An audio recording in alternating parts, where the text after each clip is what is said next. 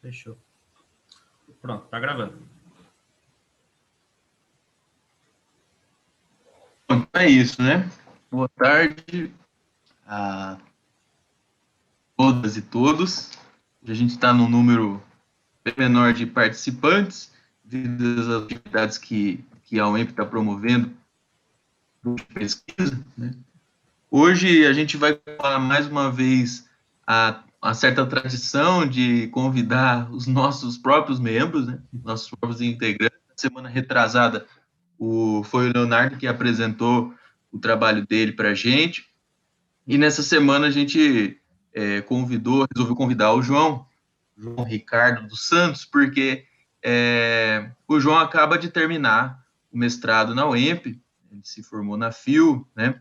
E na época era FIU, não era Unifil, né? Ainda, não sei se acho que era ainda, né? No começo, quando você entrou. Não, quando eu me formei, já veio com diploma já da universidade. Já era, né? Já. Acho que foi em 2016, né? 2016, 2018. 2018? Isso. Ah, pegou o finalzinho ali, então. E foi orientando, né, do professor Jacóia, participou dos grupos aqui, tocou os grupos aqui do ano passado. Professor Jairo, ligue seu microfone aí, por favor.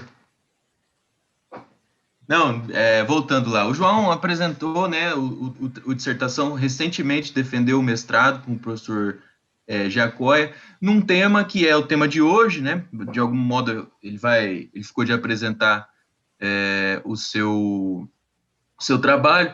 É um tema instigante e um tema que interessa muito para o direito penal como um todo, né? Eu não sei como é que seria isso, mas ciências criminais, um leque um pouco mais extenso do que a própria dogmática e o direito penal, né? Que envolve a criminologia, a política criminal e todas essas coisas, né? Que é o tema da co-culpabilidade, né?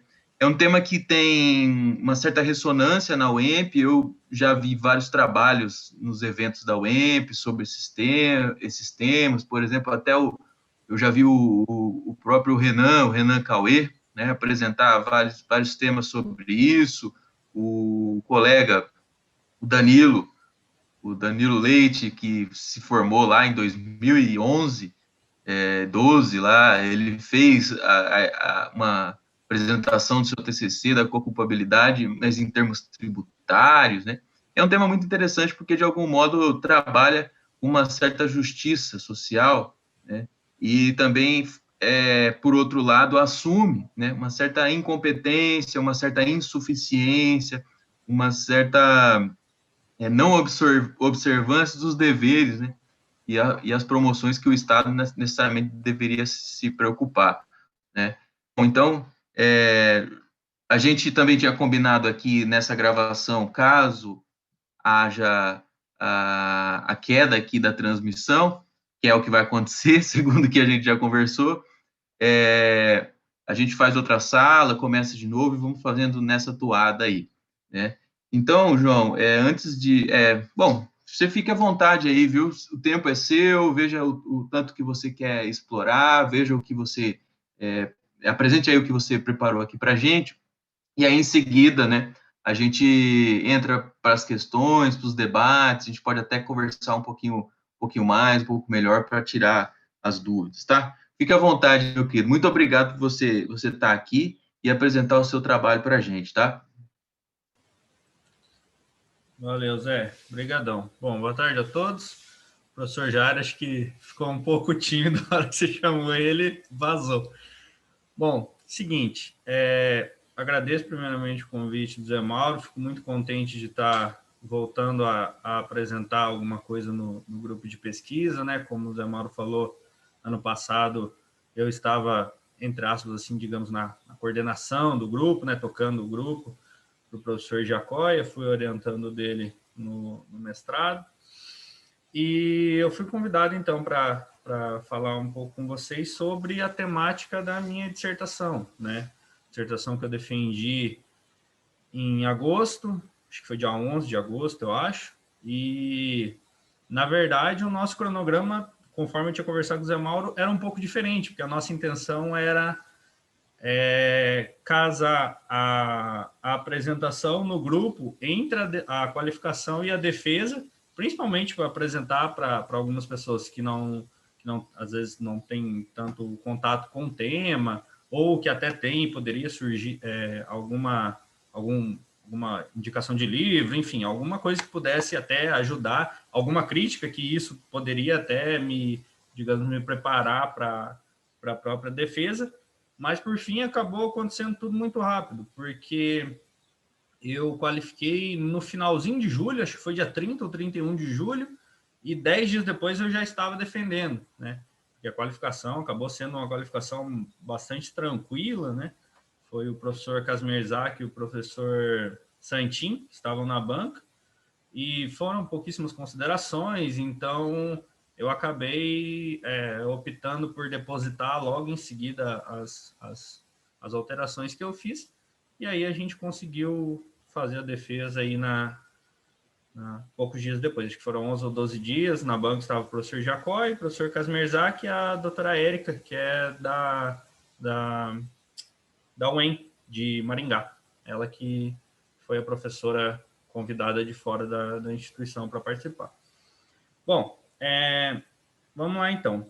O meu tema é um tema que surgiu o interesse dele já ainda na graduação, eu estava no segundo ano da graduação, isso em 2015, e a partir daí eu já vim pesquisando sobre o tema. Então são, digamos, 5 anos que eu venho estudando sobre a culpabilidade. Embora seja um tema, como o Zé Mauro muito bem pontuou, que a gente vê muitos trabalhos acadêmicos, a parte acadêmica se dedica com uma certa relevância, digamos assim, sobre o tema, quanto à bibliografia no Brasil, ela é bastante escassa, então, livros propriamente sobre a culpabilidade, nós temos 2 já lançados, um de 2014, um de 2019, e agora vai ter o terceiro, que é o meu livro. Olha só que beleza.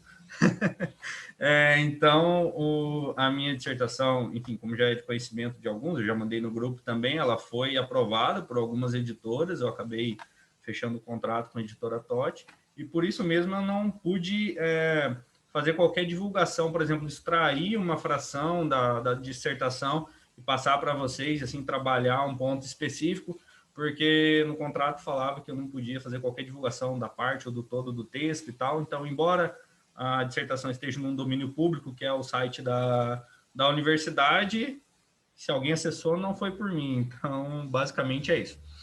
Enfim, dito essa parte, culpabilidade penal. Quando eu entrei no mestrado, a minha intenção era justamente falar sobre esse tema. Eu já queria trabalhar com ele. Trabalhei no TCC, né? E também trabalhei durante o mestrado. Porém, eu tinha uma perspectiva totalmente diferente do trabalho final, né? Eu acho que isso aconteceu com o Luquita também, aconteceu com o Zé Mauro, que a gente chega com uma ideia, talvez, para nós, até mesmo concreta, fala, não, é isso que eu vou pesquisar, depois, conforme você vai pesquisando, você vai tendo as aulas, enfim, vão te despertando novas ideias, muitas vezes você se depara com coisas que você não estava, você estava, na verdade, errado, e aí você vai corrigindo, então é um caminho muito natural que nós,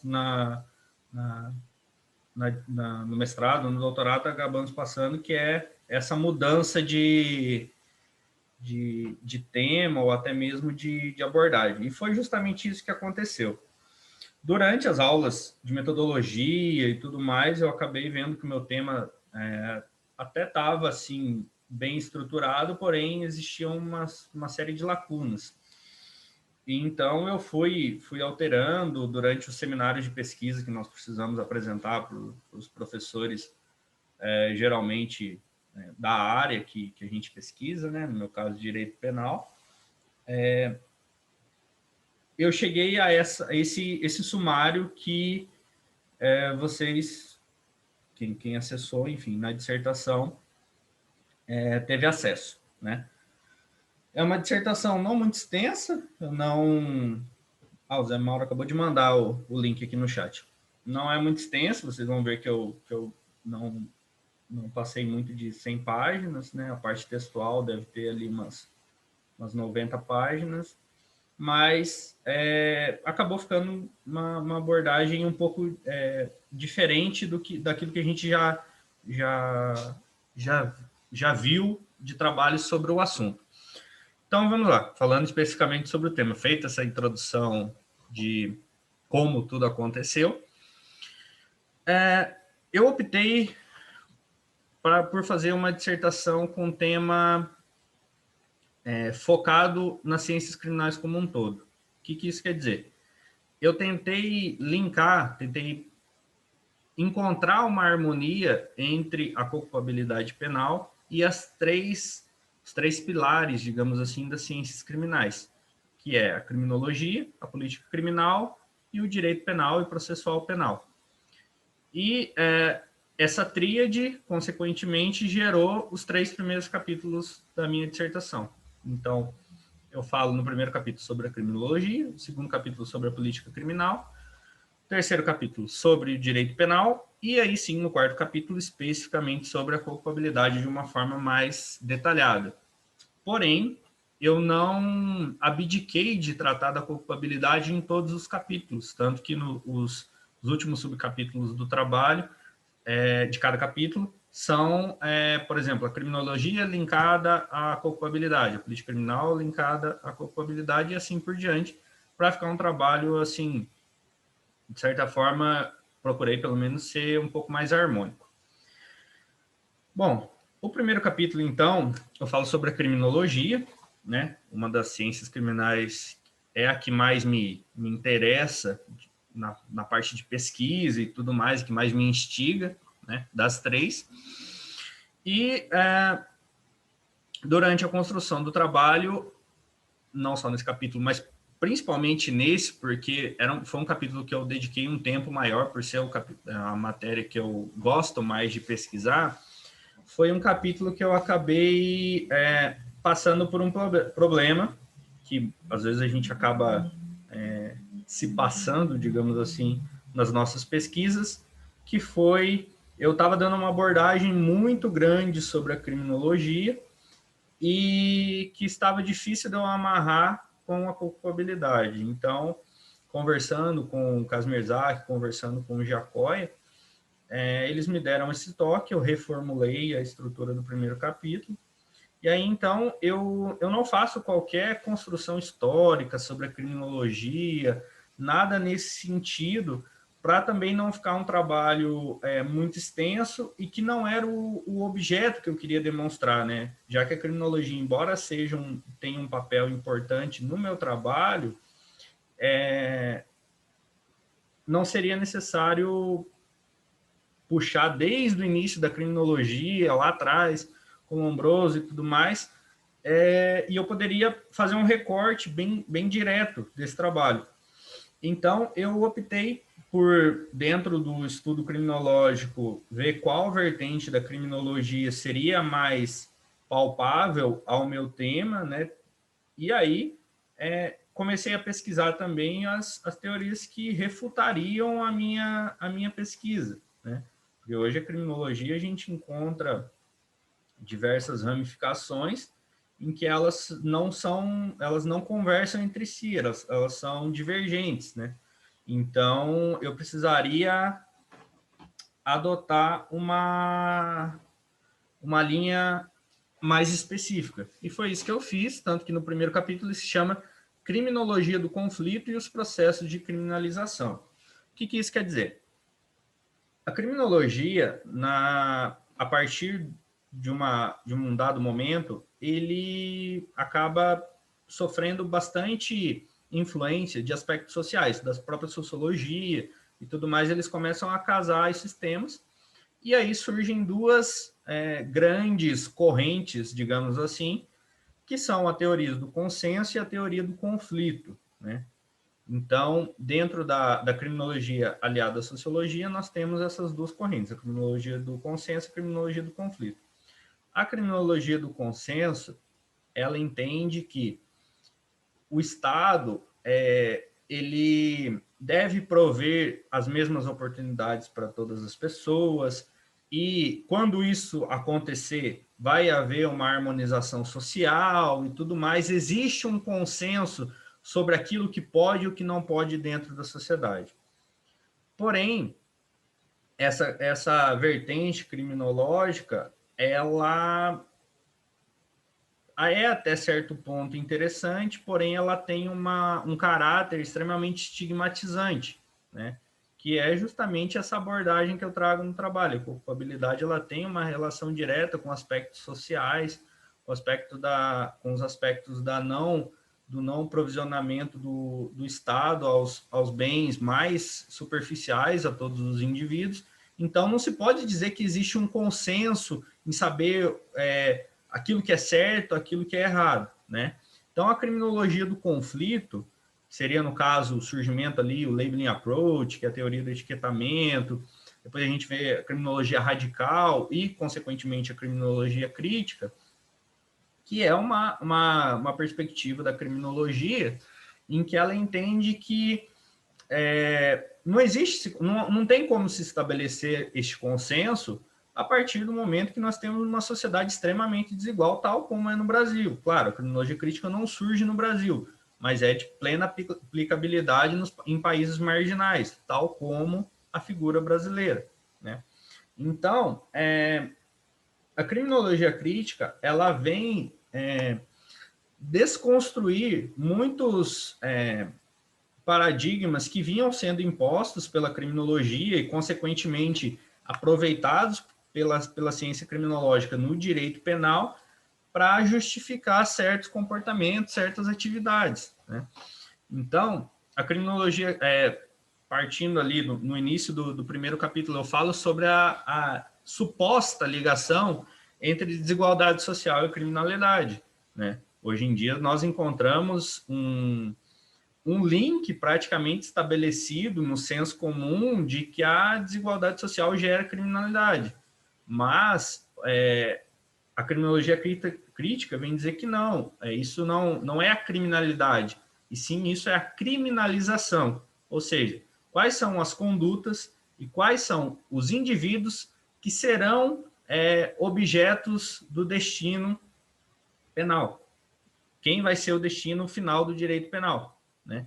Então, as estatísticas, as análises nesse sentido, elas não transmitem a sensação de quais são os crimes que são cometidos no Brasil, e sim quem é punido no Brasil pelo direito penal. A gente tem, de certa forma, uma característica bastante segregacionista, bastante seletiva no direito penal, e a criminologia crítica auxilia nisso. A partir de que momento?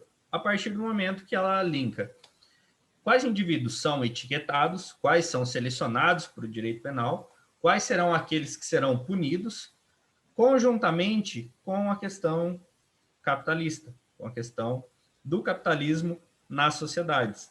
A criminologia crítica alia a questão criminal e o capitalismo ao etiquetamento e, consequentemente, como resultado, nós obtemos a seguinte questão.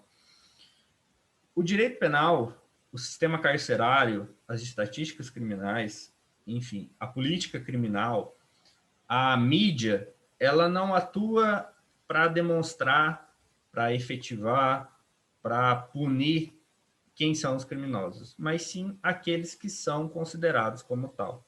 Então, pode haver, sim, duas pessoas que cometam o mesmo crime, digamos assim, num aspecto de tipo penal, né, da ação, mas que enquanto ele não é atingido pelas instâncias oficiais, enfim, enquanto ele não é atingido por qualquer meio penal, ele não vai ser considerado como tal, ele não é um criminoso, né? Então, a criminologia crítica, ela auxilia nessa desconstrução da ideia de que a criminalidade está ligada à desigualdade social, né? Então, e aí, prosseguindo com o trabalho, né, com essa ideia, eu transporto especificamente a discussão para o Brasil. E o Brasil, como eu disse, é um país marginal, é um país que está, digamos, que boa parte da sociedade está à margem do acesso de qualquer bem, enfim, de qualquer fruição desses direitos fundamentais, né, que a gente tanto discute e tudo mais. Então, eu proponho, como fechamento do primeiro capítulo, digamos assim, a adoção do realismo marginal, que é o quê?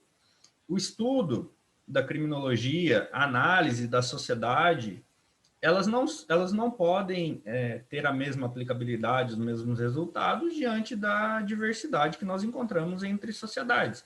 É diferente um país europeu, por exemplo, comparado com o Brasil, né? Claro, cada um tem os seus problemas, porém, são problemas diferentes, né? O Brasil enfrenta grandes problemas na desigualdade social, mas também principalmente questão do tamanho do território, enfim, são questões que não são abordadas no meu trabalho, então não vou me aprofundar.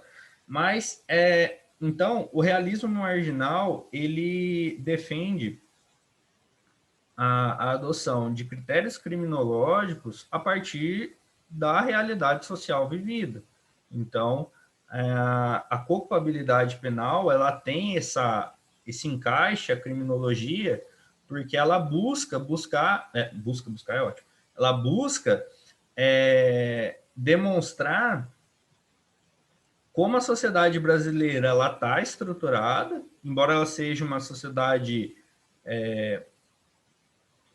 plural, ela é extremamente segregacionista, né?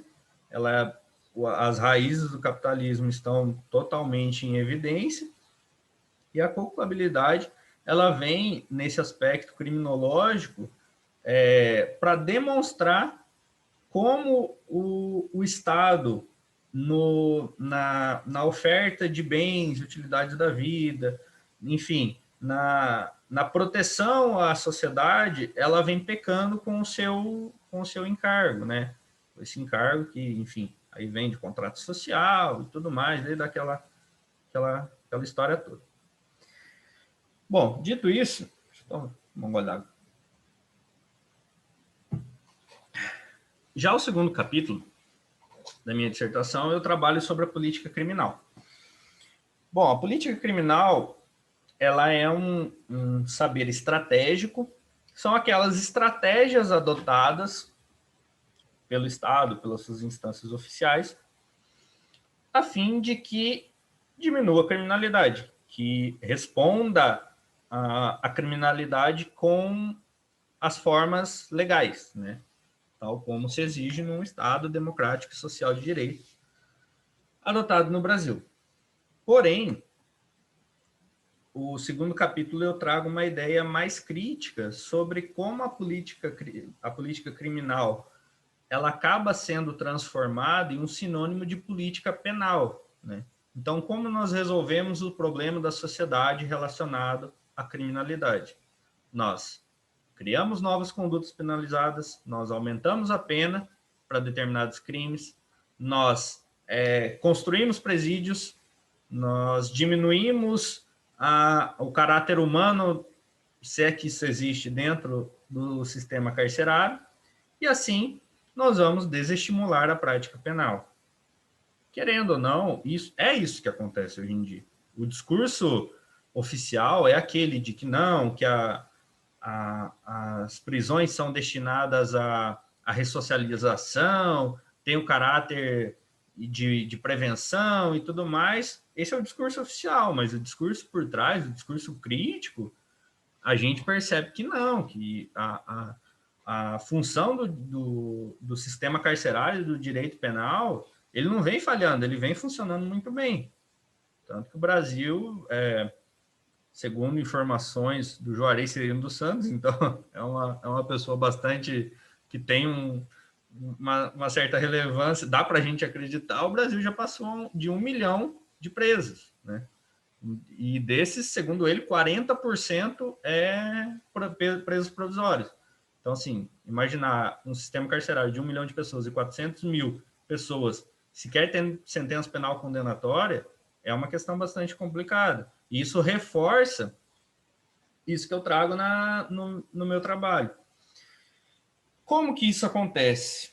Essa é uma questão que eu gosto bastante de tratar. Como que a política criminal chegou nesse ponto, né? Quais são as balizas? O que protege a política criminal? O que impulsiona ela para chegar nesse ponto tal qual ela está hoje em dia? Que ela pode ser considerada uma política criminal do inimigo. No meu estudo, né? Eu falo na minha opinião, mas deixa de ser opinião quando a gente faz uma pesquisa científica, né? E tudo mais. Enfim, os resultados que eu obtive, eu acho que é melhor colocar dessa forma, é a grande influência social e midiática na política criminal, né? Infelizmente, a gente tem um senso comum pré-estabelecido, extremamente enraizado e fortificado dentro da sociedade, de que só se paga um mal com um mal ainda maior, né? Então, se resolve a criminalidade punindo a pessoa, punindo o indivíduo. Quanto maior o tempo que ele passa aprisionado, maior é o tempo que ele tem para pensar naquilo que ele fez, e maior é o tempo que a sociedade vai ter essa sensação de segurança, né? Eles almejam todos nós queremos viver com mais segurança e tudo mais, mas em boa parte do discurso construído é que isso é através da criminalização, penalização e tudo mais. E como se não bastasse esse senso comum, o que acaba sendo um escudo e um propulsor é a mídia, né? A gente vê a mídia de uma boa parte dela, ao menos, trabalhando no sentido de que o direito penal é a solução, né? A gente vê, por exemplo, o sucesso que esses programas sensacionalistas que passam no meio da tarde fazem, né? Sem compromisso nenhum com qualquer responsabilidade, né? A gente vê programas, enfim, já não tem mais, antes era só um, né, que nós tínhamos, agora deve ter uns 3, 4, mais ou menos no mesmo horário, e é aquilo. Direito penal não pune, direito penal tem que ser mais severo, e só assim a gente vai resolver o problema da criminalidade na sociedade. E a gente vê que esse discurso ele vem se sustentando por vários anos e a mudança não acontece, né? A gente vê que o nosso sistema carcerário ele vai só aumentando, as desigualdades vão só aumentando, e o mais importante, aqueles que são criminalizados, aquelas pessoas que sofrem com tudo isso, são sempre as mesmas. Só a gente pegar as estatísticas relacionadas ao sistema carcerário. E vejam, para não parecer contraditório com aquilo que eu falei no começo, isso não quer dizer que estes são os criminosos do Brasil, mas, novamente, aqueles que são criminalizados, né? Aqueles que são o objeto final do direito penal, de todas as suas instâncias, enfim, da política criminal e até mesmo de vertentes criminológicas que têm uma perspectiva mais positivista, né? Porque, embora hoje em dia nós tenhamos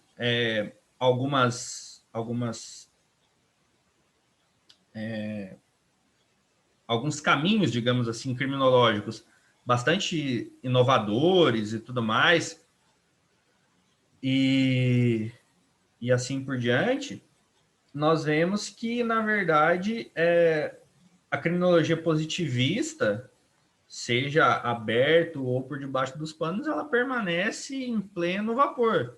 Seja nas pesquisas, há quem pesquise nesse sentido, quem defenda, e isso é a construção de novos argumentos para que se mantenha essa situação tal como está, né? Então, o que eu proponho no final do segundo capítulo é justamente a adoção de uma política criminal alternativa. E esse ponto é interessante porque ele foi bastante questionado pela doutora Érica na minha defesa. Ela me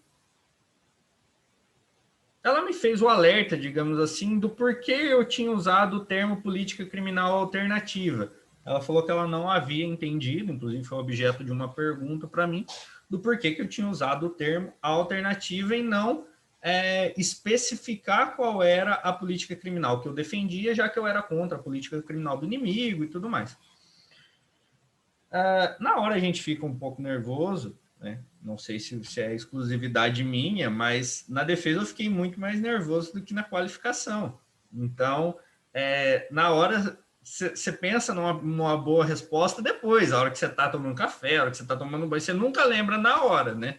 Dá vontade de dar um desânimo. Mas, enfim, acabou dando tudo certo, já tinha recebido titulação, eu falei, bom, menos mal, né? Duro se tivesse sido um empecilho. Mas ela me perguntou, por que não política criminal humanista ou alguma coisa nesse sentido?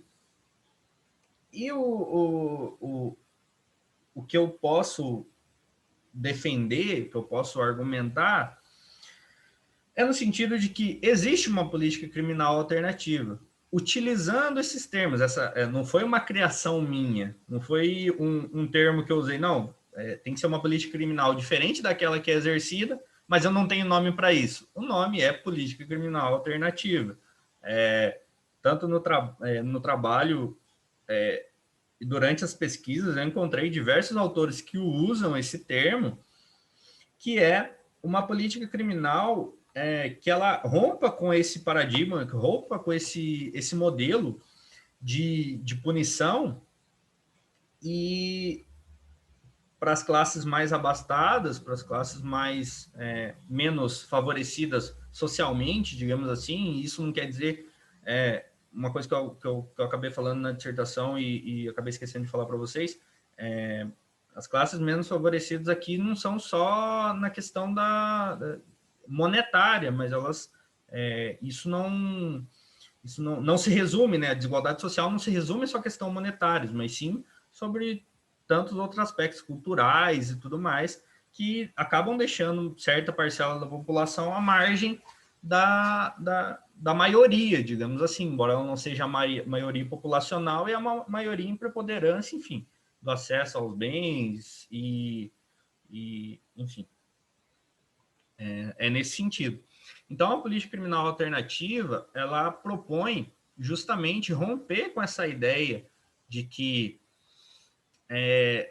a criminalidade está localizada nas classes sociais menos favorecidas, e sim se atentar especificamente, romper também com essa ideia de criminalização e se atentar mais, por exemplo, para crimes do colarinho branco, que são crimes que existem aos montes no Brasil.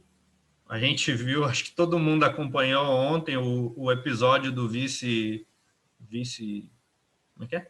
Enfim, uma pessoa muito importante do governo Bolsonaro, vice-líder do governo, em que o cidadão foi encontrado com notas, enfim, lá.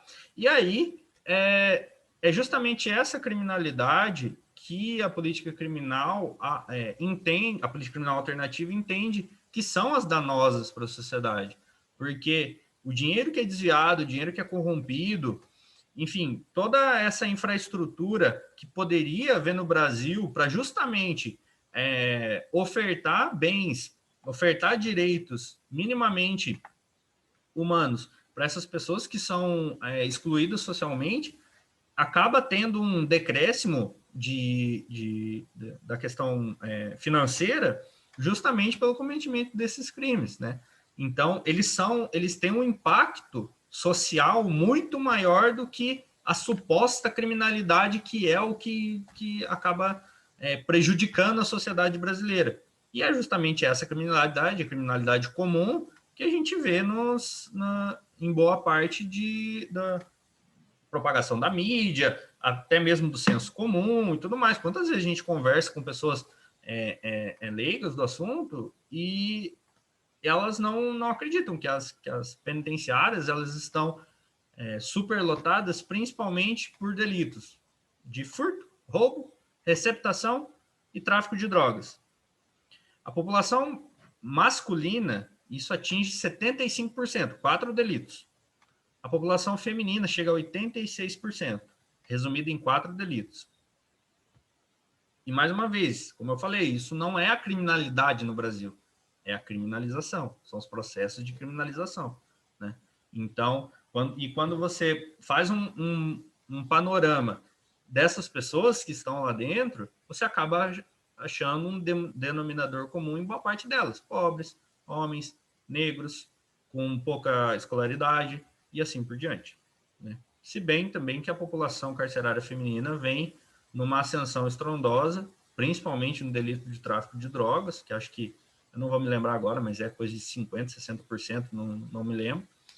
Então, nós temos no Brasil hoje mais ou menos 1.600 tipos penais, em que 75% da masculina e 86% da feminina se resume a 4 delitos. Então, assim, tem alguma coisa de errado. Então, é justamente essa a ideia que eu tento trazer no segundo capítulo. Pois bem. Ô Zé, se eu estiver me alongando, você me avisa, tá?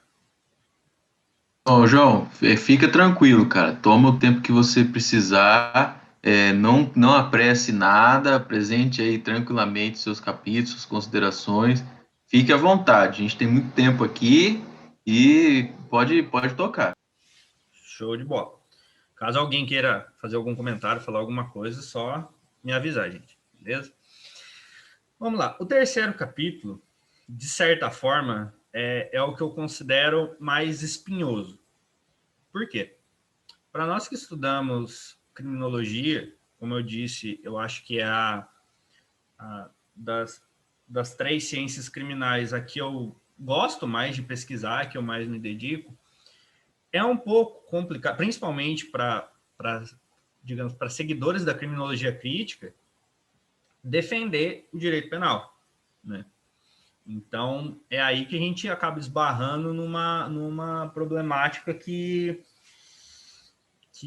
eu demorei um pouquinho para conseguir estruturar a minha argumentação, para eu não ser principalmente contraditório com aquilo que eu já havia construído na dissertação. Então, mas o que me deixou um pouco mais, o que me deixa um pouco mais tranquilo, né? Acabei não comentando, eu comecei recentemente uma pós-graduação, né? Do Instituto de Criminologia e Política Criminal, do professor Juarez, pela plataforma da Uninter, mas toda a pós é do ICPC, que ela tem justamente essa perspectiva mais crítica do direito penal, né? A gente, eles, até mesmo é direito penal e criminologia, mas ela tem uma perspectiva bastante de desconstrução de modelos, de ideias que a gente acaba aprendendo, né? E acaba exercendo, por exemplo, na advocacia criminal. Então, o Juarez ele diz o seguinte, que embora a criminologia crítica trilhe por um caminho de que em um dado momento será necessário abolir o sistema penal para que a gente consiga resolver esses problemas, né? Isso, lógico, partindo da criminologia radical e tudo mais, mas isso não impede, isso não é um demérito, por exemplo, nós pensarmos em soluções menores, até porque hoje em dia é difícil a gente imaginar, amanhã acabou o sistema carcerário, vai todo mundo ser solto, cada um por si e tchau. Não é isso, não é essa a ideia. Então, nada impede que nós, pesquisadores, enfim, aqueles que trabalham com a ideia da criminologia, do direito, enfim, pensem em soluções de despenalização, de descriminalização e de novas tratativas para o direito penal. não é nenhum demérito e é louvável. Essa é justamente a ideia, né? Ainda que nós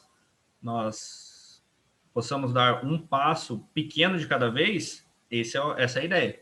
A gente consiga progredir de alguma forma, né? Porque pensar numa revolução é um pouco utópico, né? Infelizmente. Então, a gente vai pensando em alternativas diferentes. Então, no terceiro capítulo, embora seja um capítulo bastante teórico, né? Porque falar do direito penal comungado à Constituição, aos direitos humanos, isso aí a gente sempre fala, isso aí tem que acontecer. Porém, seja pesquisador, seja quem tem um senso um pouco mais crítico, ou seja advogado criminalista, sabe que isso pouco acontece. Na verdade, é justamente o contrário. A gente vê direitos sendo respeitados rotineiramente, né? E não há nada que se faça para que a situação mude. Então, acho que esse capítulo eu inicio tratando dos direitos humanos, né? E aqui é importante pontuar que, mais uma vez, eu estava caindo numa situação errônea de abordar muita coisa, tentar abraçar muita coisa e acabar não conseguindo fechar, tanto que eu falava do surgimento dos direitos humanos, aquela ideia de reconstrução e tudo mais, autores como Costa Douzina, Celso Lafra e tudo mais, mas não era isso que eu precisava falar, até porque isso ia acabar distanciando muito do meu tema e não acaba sendo, de certa forma, desnecessário num trabalho de mestrado, né, numa dissertação. Então, mais uma vez orientado pelos professores com quem eu conversei, eu fiz um recorte e aí sim, explanei sobre a necessidade dos direitos humanos, como eles devem operar no direito penal, não só no direito penal, mas no regramento jurídico como um todo. E, posteriormente, a Constituição, como a Constituição ela estabelece normativos de limitação ao ius puniendi, e como ela não acaba funcionando deve funcionar muito mais como uma limitação do poder punitivo do que uma outorga ao Estado ao direito de punir, né? A gente tem essa faca de dois gumes, digamos assim, né, da função da Constituição no direito penal, e eu entendo que o poder, a necessidade de limitar o poder estatal no direito de punir deve prevalecer sobre a outra perspectiva. E já chegando aí para a última etapa da minha dissertação, né, eu falo sobre a culpabilidade penal em específico. E aí sim, talvez, o que será que é a culpabilidade penal? Do que se trata, né? Então, a culpabilidade, ela estabelece uma divisão da responsabilidade de um delito entre o agente delitivo, o autor do injusto penal, o Estado e a própria sociedade. Desde que, verificada a ligação entre a conduta praticada, o delito, enfim, praticado, e a condição social vivida do indivíduo. Esse conceito, ele restringe muito a aplicação da culpabilidade, porque, conforme eu falei, a condição social é levada em conta, porém, o delito praticado também é levado em conta. Então, por exemplo, a culpabilidade, desde já, ela não é aplicável em delitos que não tenham qualquer relação com aspectos sociais. Por exemplo, é difícil a gente estabelecer a ligação, por exemplo, com um crime de estupro. É muito difícil se provar esse tipo de coisa, né? Ou então, delito de homicídio, enfim. Eu acho um pouco complicado restringir a delitos patrimoniais, por exemplo, principalmente pela constante mutação que o Código Penal, enfim, que as leis especiais, elas estão. Então, assim, é difícil estabelecer, ó, a culpabilidade só tem aplicação para isso, isso e isso, até porque a nossa legislação, principalmente a penal, muda constantemente. Então, é o capítulo mais extenso, o quarto capítulo, que eu começo a falar primeiramente do surgimento, né, da ideia de quando surgiu a ideia de que indivíduos excluídos socialmente possuem uma vulnerabilidade maior a determinados comportamentos e a reprovação deles é menor, ou em alguns casos é sequer existente. Né? Como que nasceu essa ideia? Não há um consenso. Não há um consenso sobre o surgimento da teoria da culpabilidade, sobre a teoria no aspecto de aplicabilidade, digamos assim. Há autores que defendem que o surgimento foi na França e um juiz que falava o seguinte: se o Estado não é competente o suficiente para ofertar a todas as pessoas todos os mesmos direitos a todos os indivíduos, dessas pessoas o Estado nada pode exigir, e consequentemente a sociedade. Né? Você não pode exigir daquelas pessoas que não têm uma contraprestação pela qual o Estado assumiu essa função. Né? Então, se o Estado, a partir do momento que ele toma para si a oferta de determinados bens, determinados direitos, cabe a ele prover. E, uma vez não ofertando, não cabe, ele não pode exigir um comportamento diferente da pessoa, não pode exigir um comportamento não subversivo à lei e tudo mais. Outras doutrinas, outros autores entendem que o surgimento foi meramente teórico, não foi de julgados e tudo mais, mas o consenso que existe é que o criador do termo culpabilidade foi o Zaffaroni, né? Eu não tinha falado nele em nenhum momento. Na verdade, acho que eu não citei nenhum autor que eu usei, né? Mas, enfim, o Zaffaroni foi utilizado em boa parte do trabalho e foi ele que usou pela primeira vez esse termo, que existe uma divisão da culpabilidade entre o indivíduo, o Estado e a sociedade, sempre entre os três.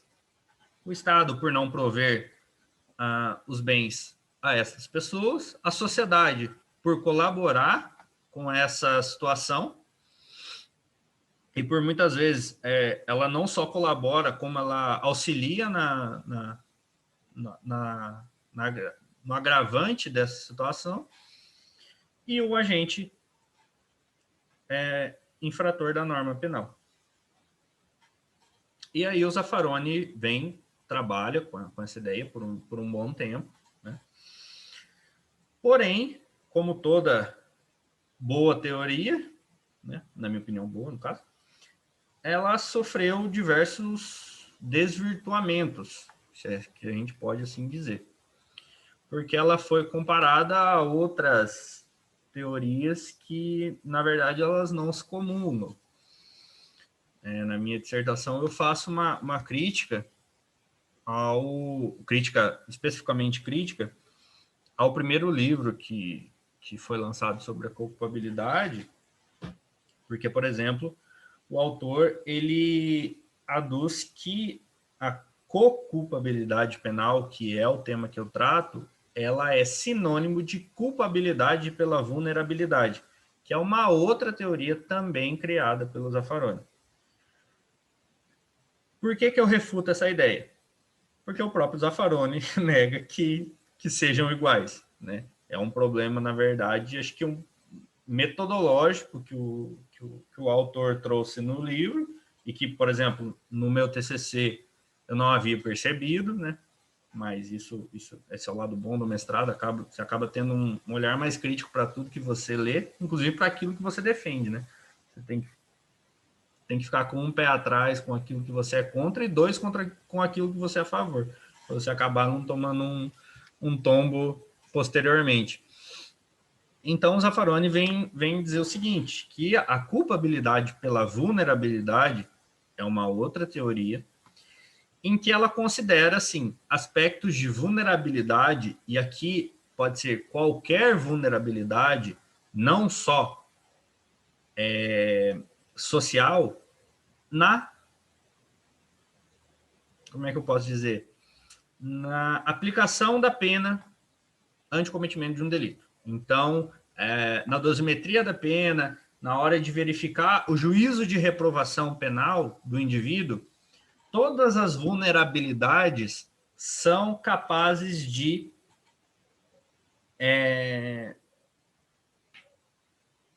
diminuir, atenuar, sem aqui o tecnicismo de atenuante, né? vai diminuir a reprovação e, consequentemente, né, como que se diminui uma reprovação, enfim, como que se diminui algo relacionado ao crime, na grande maioria das vezes diminui na pena.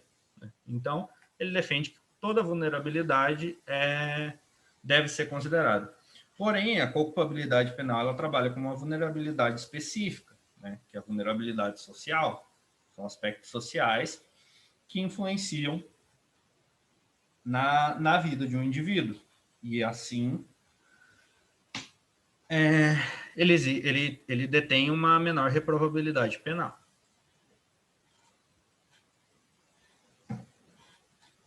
Então, eu traço essas distinções e acabo defendendo, lógico, porque senão cairia por terra todo o resto da pesquisa, não terminaria a dissertação aí.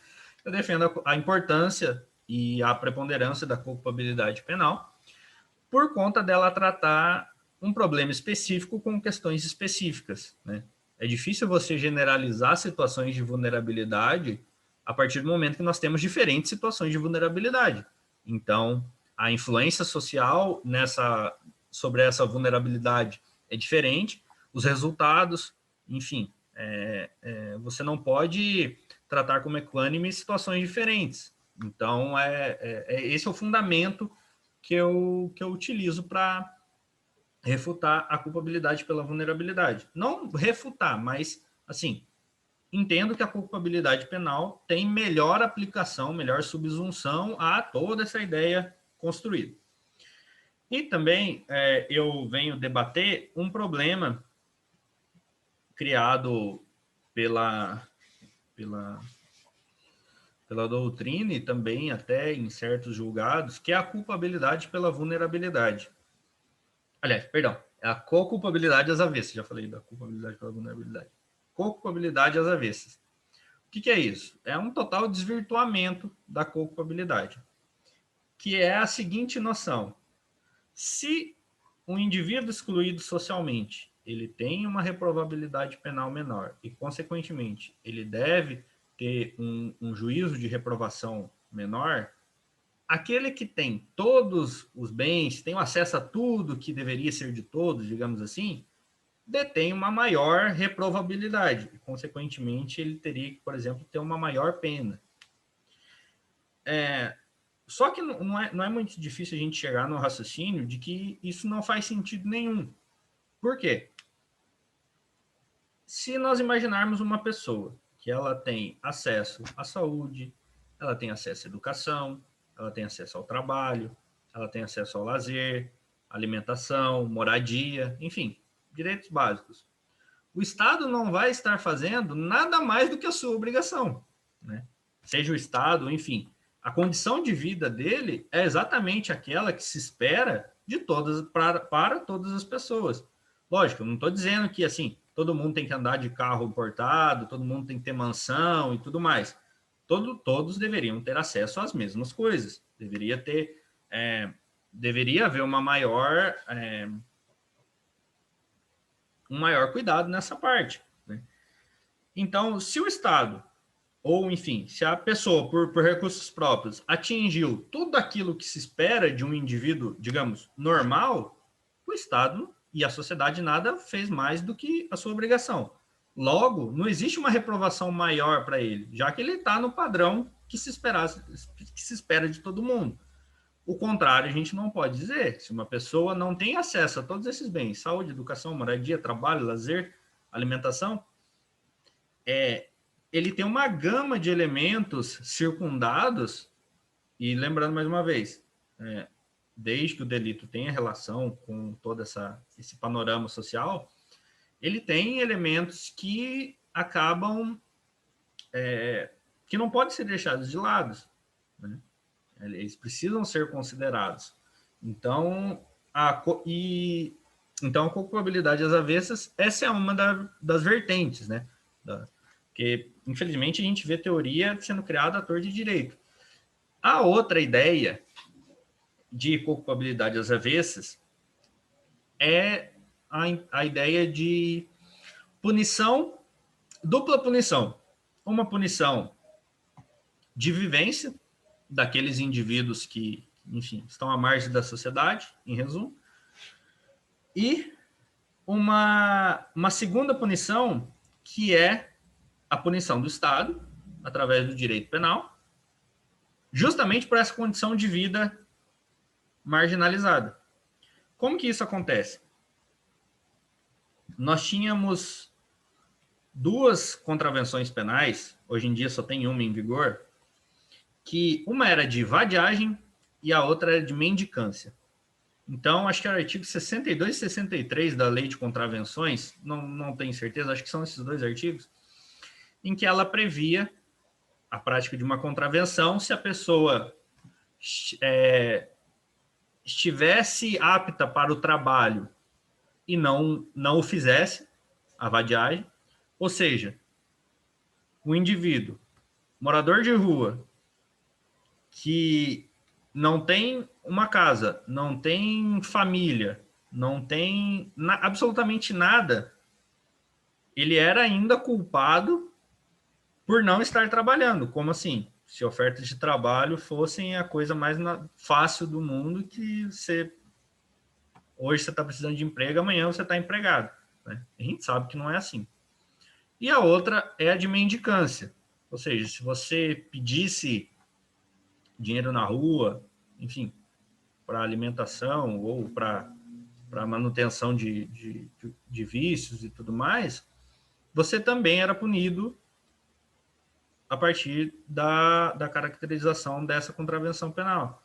Eu não vou lembrar agora qual delas foi revogada. Vou ver se eu encontro aqui rapidinho. Uma delas já foi revogada. Porém, beira o absurdo a gente vê esse tipo de previsão legal, dada a sociedade tão... não vou achar aqui agora, mas para não atrasar, tão segregada, tal como a brasileira, né? Então, essa seria uma outra possibilidade de aplicação da culpabilidade às avessas, né? E aí eu parto para uma parte um pouco mais burocrática, que é a análise da jurisprudência, né? Por que a análise da jurisprudência? Hoje em dia existe uma certa defesa doutrinária de que a culpabilidade penal ela tem aplicação no artigo 66 do Código Penal, que prevê a atenuante genérica, onde fala que existe, uma vez existindo situações anteriores ou posteriores ao delito que sejam relevantes, deve-se atenuar a pena. Então, a culpabilidade, muitos autores, inclusive o Zaffaroni, defende que ela tem aplicação já nesse artigo, ou seja, como se ela já estivesse prevista implicitamente no Código Penal. E aí, analisando a jurisprudência, como vocês já podem imaginar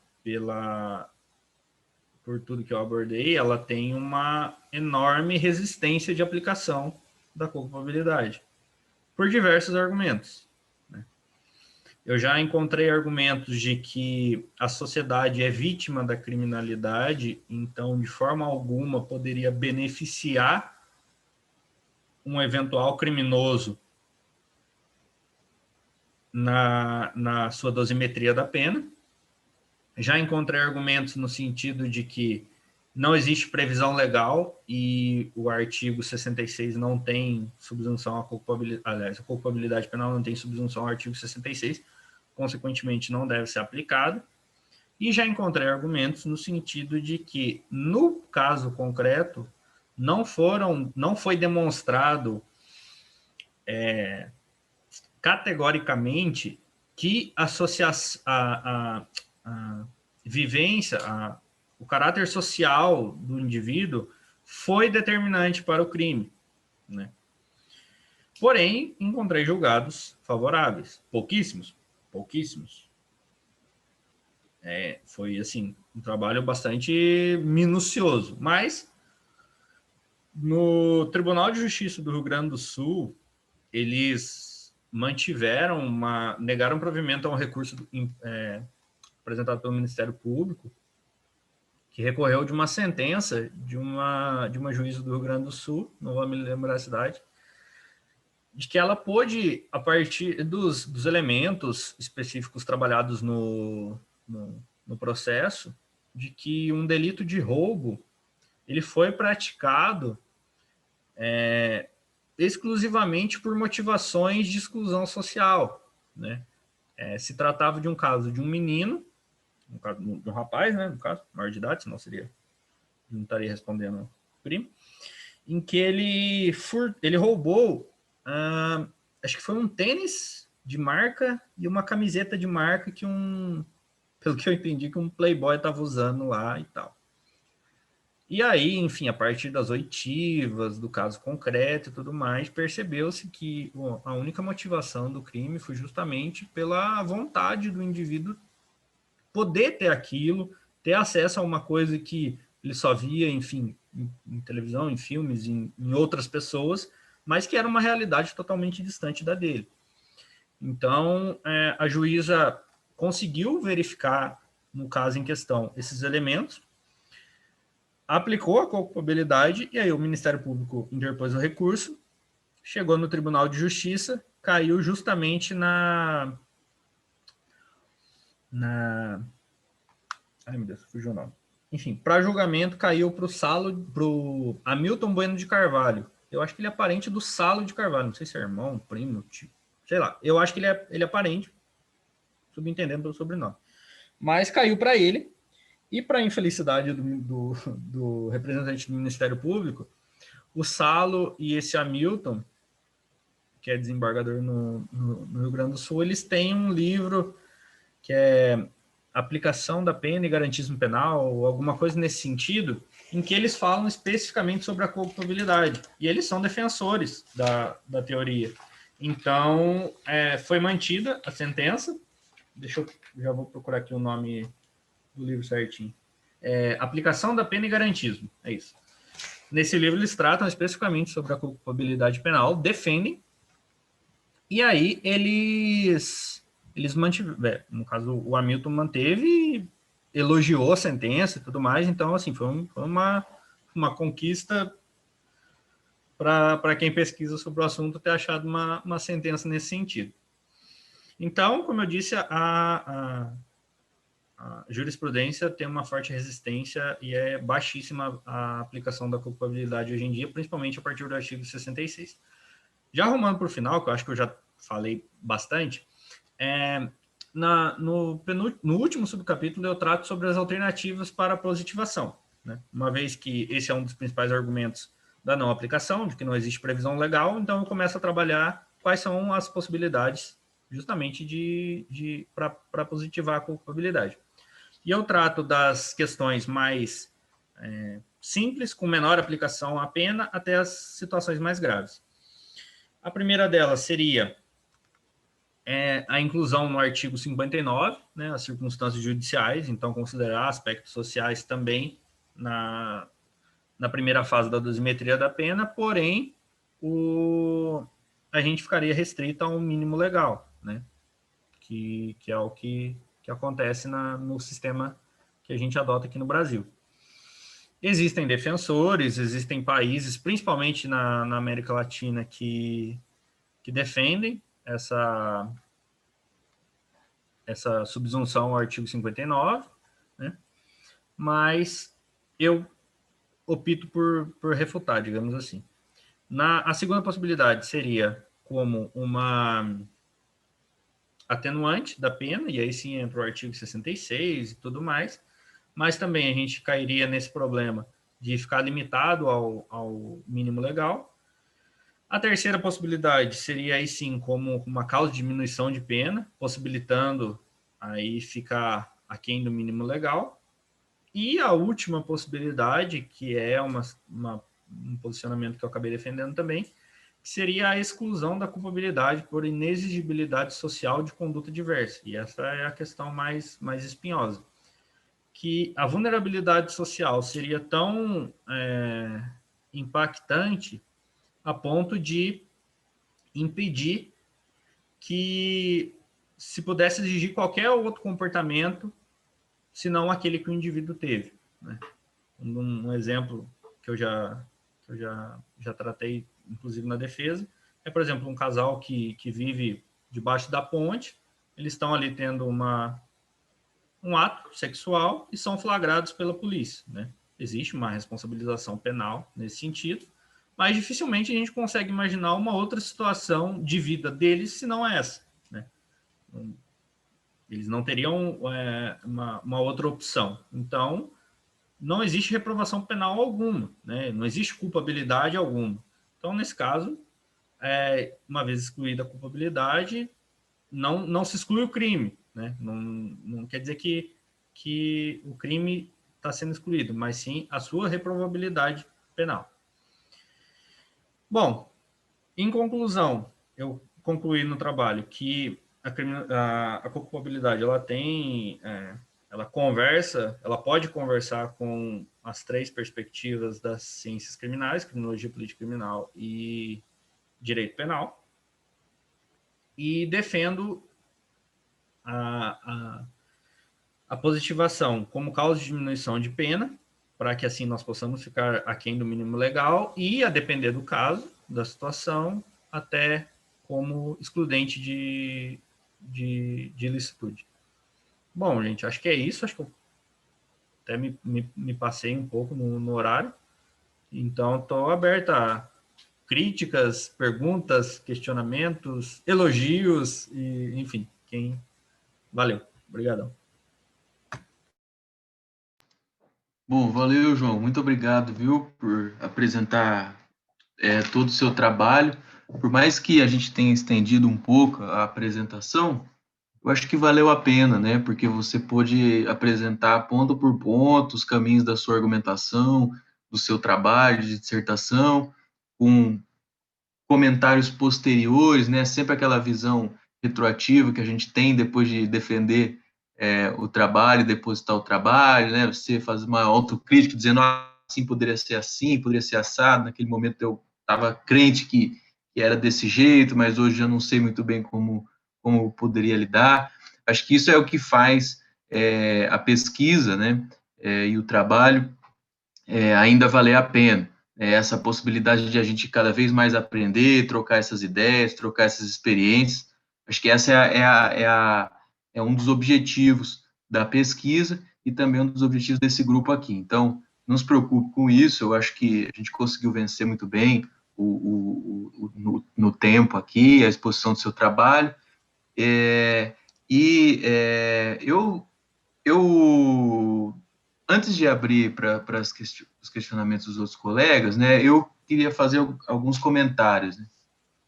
O primeiro pré-comentário é que eu tenho uma certa dificuldade, né, de avaliar e de dialogar sobre esses temas, porque, evidentemente, não é um tema da minha área, né, dos meus interesses mais imediatos, então alguma coisa sempre vai ficar faltando para completar esse nosso diálogo pleno, né?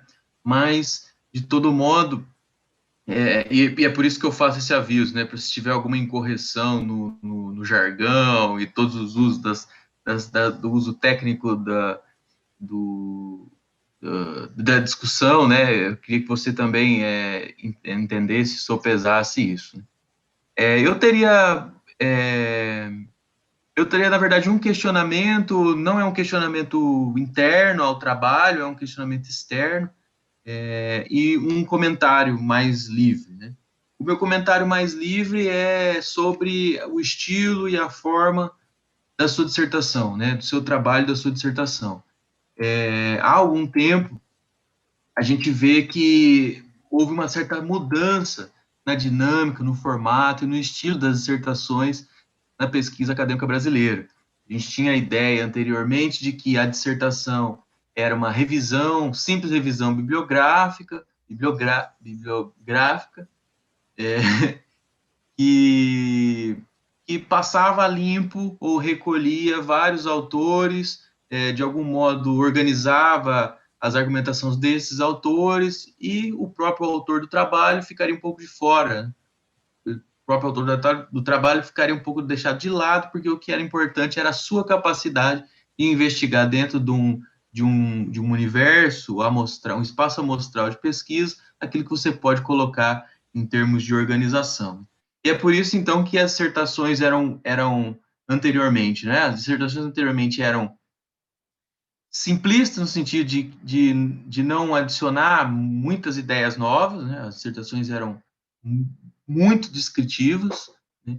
E por ser descritivas e recolher e ter essa característica, elas também eram muito longas, né? Elas eram muito extensas. Então, era normal se fazer uma dissertação de 200 páginas, de 250 páginas, de 150 páginas. Isso era o padrão. Conforme a gente foi avançando em alguns outros termos, né, tanto no tempo do mestrado, que é um tempo mais curto, a dificuldade, inclusive no contexto socioeconômico brasileiro, que não permitia mais que as pessoas se dedicassem exclusivamente ao mestrado sem qualquer bolsa, né? Isso foi meio que moldando um novo estilo de fazer a dissertação, né? Que é esse estilo mais, vamos dizer assim, pessoalista, né? Ou seja, a dissertação é quase que uma tese em resumo, hoje, né? A dissertação é uma tese em resumo. Você tem um ineditismo, você tem um pouco de você tem comentários esparsos aos autores que usa, há formas de dissertação que nem faz referência aos autores, mas usa as ideias dos autores, né? Foge um pouquinho mais do tradicional do direito, mas hoje é muito possível ter isso. E vamos dizer assim, o tamanho da dissertação, a extensão do tamanho da dissertação é muito reduzido, né? Então, quem olha assim, quem é de outra geração e olha a dissertação, fala, pô, mas essa dissertação é muito pequena, né? De texto, ela tem ali 80 páginas. É muito pouco, né, para dissertação, você fica 2 anos estudando e faz 80 páginas e tal, aquelas coisas meio saudosistas, né? Mas, na verdade, é o que uma dissertação, é o que se espera de uma dissertação hoje, né? Eu falo isso porque as pessoas aqui ou estão no mestrado, ou pretendem entrar no mestrado, para quem quer assistir, quem está assistindo também e vai assistir, fica de olho nisso, né, para a própria comunidade da UEMP, que as dissertações são curtas, né, porque a gente não precisa mais ter que revisar todas aquelas coisas para demonstrar uma erudição, a gente não tem mais 4 anos para fazer o mestrado, né, então as dissertações são curtas. Inclusive, se a gente pegar as universidades, os programas de direito em que mais se tem uma boa avaliação, né? Pensamos ali nas CAP 6, quase 7, numa UFMG, numa UNB, numa UERJ, né? Numa UFSC, na Federal do Paraná, todas as dissertações têm esse perfil, esse padrão. Existem dissertações de 60 páginas, de 70 páginas, né? Como é o seu caso aqui, são dissertações de 100 páginas. É assim. E eu acho que não tem de algum modo aqui, não há qualquer receio nisso, né? Imagine, o que eu acho interessante do seu trabalho, eu gostei muito, assim, nisso, e a exposição, é a capacidade de articular os temas, sem necessariamente recorrer a coisas não pautadas nele, né? Ou seja, eu não preciso mostrar como que foi a construção e a afirmação histórica dos direitos humanos, o embate do justnaturalismo, depois o positivismo, codificação, todas essas coisas, para eu explicar que há, de algum modo, nesse horizonte nosso contemporâneo, processo de criminalização do direito positivo, né, que diz respeito, inclusive, aos direitos humanos, né? A gente não precisa mais fazer isso, né? Então, esses toques que os professores te deram, né, que você aceitou, né, essas sugestões, acho que valeu muito a pena, né? Porque é preciso começar um pouco mais à frente na discussão, né? Aquela ideia, por exemplo, de que o primeiro capítulo é o capítulo histórico, né? Aquela coisa de que ainda existe essa crença, né? O capítulo é um capítulo histórico, que ele tem que introduzir todas as coisas, né? Ou que os capítulos têm que ter um encadeamento causal, né? Acho que não. E é o que você mostrou aqui, né? Na verdade, o seu trabalho tem 2 capítulos, né? O primeiro, o segundo, o terceiro é um capítulo, e o quarto é o segundo capítulo, né? Se você começar a ler pelo segundo, ou pelo terceiro, ou pelo primeiro, né? Que são esses 3 primeiros, provavelmente você não vai perder muita coisa, né? Provavelmente você não vai perder, em termos lógicos, né, o que você quer dizer, porque são áreas diferentes que elas precisam estar unidas e ligadas. Isso é legal. Então, eu parabenizo muito você por essa sacada, assim, né? Existe também aquele mito de que as dissertações têm que ter 3 capítulos, né? Não tem nada a ver. O Luquita está aqui, ele pode, por exemplo, provar isso para a gente. O Luquita fez uma dissertação que tem 2 capítulos e a dissertação tem 200 páginas. Não tem problema algum com isso. Mas é muito interessante isso, né? Como você coloca essas questões, né? Para ser realmente uma obra, né? Um texto trabalhado e tal. Outra coisa que eu gostei foi vamos dizer assim, esse resumo que conecta o 1.3, o 2.3 e o 3.3 com o seu capítulo 4, né? Acho que isso que talvez tenha sido a novidade e que faz a diferença do seu trabalho. O leitor fica muito confortável de ler os textos e esses capítulos, e quando chega no capítulo 4, ele já está suficientemente com a carga de informação que ele não precisa ter esforço algum de concordar com você, de discordar com você, fica coisa muito mais fácil, né? Então, assim, eu gostei bastante por isso, assim. Eu acho que em termos materiais, né, em termos daquilo que você coloca, é sempre uma montanha, né, esse problema. Quando a gente fala de direito penal do inimigo em sentido geral, a gente fala de exclusão social, desigualdade, faz uma certa associação entre crime e violência, né? Acho que toma algumas coisas como pressupostas, faz alguns desvios do senso comum. Isso vai ser sempre um problema, infelizmente, né? Infelizmente, porque a criminologia, o pensamento criminológico, o pensamento criminal, científico criminal brasileiro, ele é muito, vamos dizer assim, ele tem uma contribuição muito fundamental aqui no Brasil, né? São autores que têm uma formação excelente, que trazem dados completamente reais, né, no Brasil. Isso a gente não se vê muito em outras áreas, né? Por exemplo, no direito administrativo, né, ou no direito civil, né? A realidade brasileira parece que não é muito bem considerada, né? Enquanto que no direito penal geral, né, o que mais se tem é isso, né? Reconhecer os problemas locais, ver como que isso funciona, como que são essas contradições, esses paradoxos no Brasil, isso é fundamental. Né? E é por isso, então, que você não precisa, né,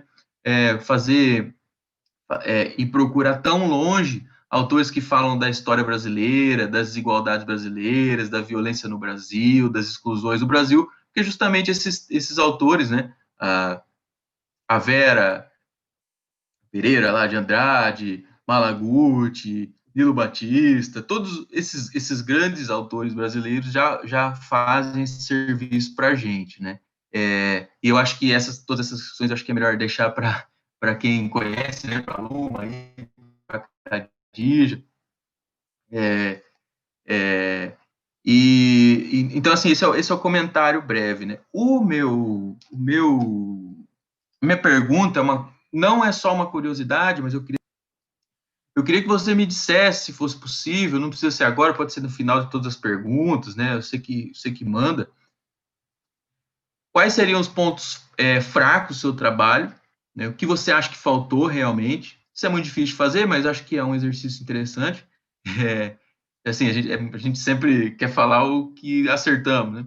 Mas eu queria que você pudesse explicar um pouco, né? Pelo menos aí 2 pontos fracos aí, se você conseguir fazer algum comentário, né?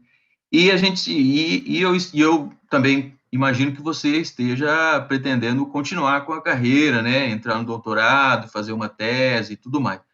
É claro que como você bem disse no começo, muda-se muito a nossa perspectiva depois do ingresso, depois da nossa própria capacidade e impotência diante de vários fatos da nossa vida, né?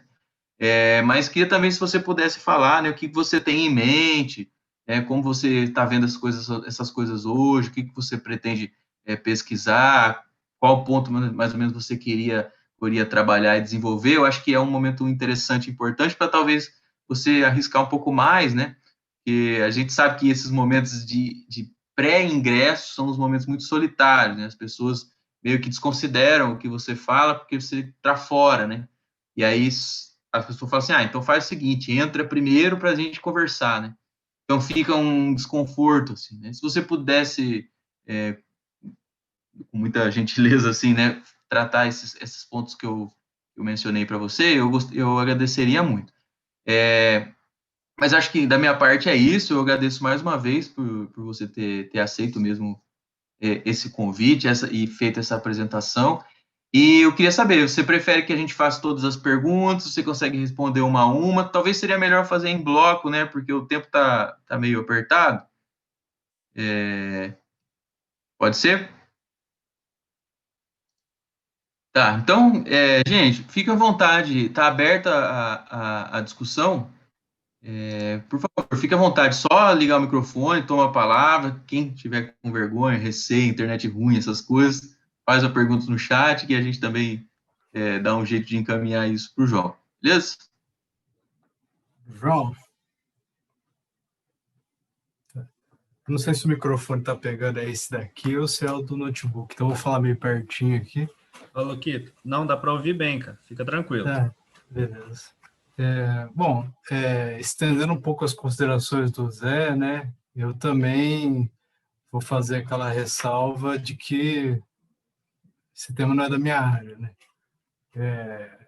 Eu li tua dissertação, sim, eu achei um tema um pouco desafiador, né, porque não tenho contato com esses termos, né, mas, apesar disso, eu acredito que deu para entender muito bem, né, o que você escreveu, e agora com a sua explicação ficou ainda muito mais claro. E, em primeiro lugar, eu preciso elogiar, né, o teu sumário. Né, o Zé já deu esse toque, mas eu achei que ficou muito legal. 4 capítulos com 3 sessões cada um, ficou muito logicamente montado, assim, né? Você conseguiu estabelecer os 3 pilares das ciências criminais, os 3 primeiros, e depois o 4 para fazer o arremate, né? Achei que ficou muito bom isso. Você também soube delimitar muito bem o seu tema, né? Você teve esse toque de recortar cada vez mais sua dissertação, porque não ia dar para tratar de tudo, e esse é um problema que a gente encontra mesmo, né? Eu mesmo, o Zé sabe muito bem disso, que eu tive muito problema com recorte de autor, tanto que meu projeto inicial era tratar de Kelsen, Carl Schmitt, Walter Benjamin, Pachucanes e Agamben Eu lembro e disso, a esse dissertação ia ter 1000 páginas. é só um tratado, né? E, bom, não sei nem se isso é possível para uma tese de doutorado, com certeza não é para uma dissertação de mestrado. E eu fui, ao longo do ano passado, delimitando cada vez mais, né? Chegou no final do ano, eu escolhi, assim, esses livros mínimos, básicos, e depois, se desse mais, eu acrescentaria mais. Então, é assim mesmo, né? A gente vai fazendo esse recorte conforme dá, né? O tempo é muito, muito curto. Eu achei que você selecionou muito bem, tá muito bem demonstrado tudo. Eu queria começar meu comentário por uma nota de rodapé que você escreveu. Eu acho que você até sabe qual nota de rodapé que é a nota de rodapé número 66, né? Que você vai falar que o problema da política criminal do inimigo não tem nada a ver com o Agamben e com o Walter Benjamin. Eu estava lendo tua dissertação e eu levei um susto quando eu li isso, assim, porque você não falou disso até então, né? Você não falou nada do Agamben, eu não estava esperando que você fosse tratar disso, né? Eu li Política Criminal do Inimigo, beleza. Mas daí você fez a nota, por algum motivo você quer tomar essa distância, né? Mostrar que você não coaduna especificamente, o seu objetivo não é tratar do tema filosoficamente, eu acho, alguma coisa nesse sentido. Bom, em primeiro lugar, eu acho que é interessante você fazer isso, né? Apesar de eu não ter entendido muito bem o porquê que você colocou isso, mas talvez nas discussões do tema dos leitores de criminologia, talvez isso seja mais recorrente, né? Abordar esses autores, aí você colocou isso para mostrar que você não está tratando disso como os autores costumam tratar, né? Eu acho que esses autores, como você colocou, seu próprio distanciamento em relação a eles, eu acho que eles são próprios para falar disso, né? Esse problema do inimigo e tal, é uma coisa que o Agamben traz, o Carl Schmitt, uma coisa que ele vai tratar a partir do Benjamin. Eu acho que dá para tratar todos os assuntos dessa tese a partir dessa perspectiva que é muito mais fora do direito, né? Como você não quer fazer, você quer trazer um negócio para uma discussão jurídica. E na sua tentativa, na sua empreitada de trazer a coisa para o jurídico, você fez uma espécie de estrutura, né?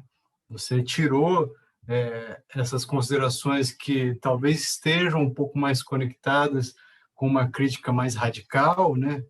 Não sei exatamente se é radical, você traz como referência o Moisés Pinto Neto, né? E você tenta realocar isso para uma releitura, talvez, do problema da co-culpabilidade como uma possibilidade de resolução desses problemas a partir do direito, né? Bom, esse primeiro comentário é no sentido de que eu não entendi, eu queria que você falasse um pouco mais sobre essa sua abordagem, esse seu comentário, né, sobre o Agamben e o Walter Benjamin, né? Porque eu acho que uma coisa não exclui a outra, você poderia tratar isso sem tratar disso e tal. E o meu segundo comentário eu queria que você falasse um pouco mais, parece que o que eu entendi mais ou menos da tua proposta, que eu consegui estruturar, eu fiz até um pequeno desenho aqui, depois eu mando nos comentários, é que você trata no primeiro capítulo de criminologia, no segundo capítulo de política criminal e no terceiro de direito penal, né? E você busca abordar a culpabilidade a partir de cada um deles e encontra como lente para o primeiro capítulo essa coisa chamada realismo marginal, como lente para o segundo capítulo essa coisa chamada política criminal alternativa, e como lente para o terceiro capítulo os direitos humanos, né? E você quer construir. Vocês estão me ouvindo? E você quer construir a partir dessas três lentes inscritas nessas três perspectivas a culpabilidade, né? Me parece que cada um desses nichos teóricos, de uma certa forma, eles se inscrevem nesses três personagens que a co-culpabilidade busca dividir a ideia de culpa, né? E parece que a gente poderia, e aí isso é uma pergunta que eu faço de uma perspectiva totalmente alheia ao tema, então eu queria ouvir mais de você, assim, talvez eu esteja completamente errado, mas me parece que a gente poderia traçar um paralelo entre criminologia, né, pela lente do realismo marginal, e sociedade, né, enquanto um personagem. Do outro lado, política criminal, né, com a lente da política criminal alternativa e indivíduo, né, a política criminal e em paralelo com o indivíduo. E o terceiro termo, direito penal, a partir dos direitos humanos, em paralelo com o Estado, né? Eu não sei se isso faz algum sentido, mas foi isso que eu consegui visualizar, assim, imaginar, né, a partir dessa tua dissertação. Queria que você me falasse um pouco mais disso, né? Então, falar um pouco mais disso e comentar um pouco sobre essa sua nota de rodapé, se for possível. Valeu? Eu já respondo, mas alguém quer perguntar alguma coisa? Já respondo os dois. Tem mais gente. A Luma. Tá, então peraí, eu vou anotar.